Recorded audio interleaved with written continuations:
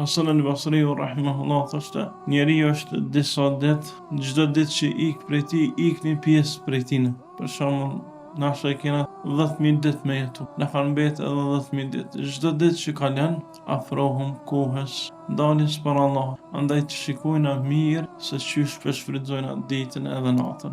Problemi kryesor i trive sot, po jo vetëm, edhe gjeneratat e mëdhshme, një pjesë e madhe e tyre është se pas ndaljes së telefonave që pja u mundësën me kalu kohë këtë, po shohëm çorëdira të mëdha tek ata që i bartin këta telefona në kohën e tyre. Kalon një ditë dhe nuk lexon asnjë faqe Kur'an. Kalon ndoshta një javë dhe asnjë gjë nuk e ka kryer pe Kur'anit.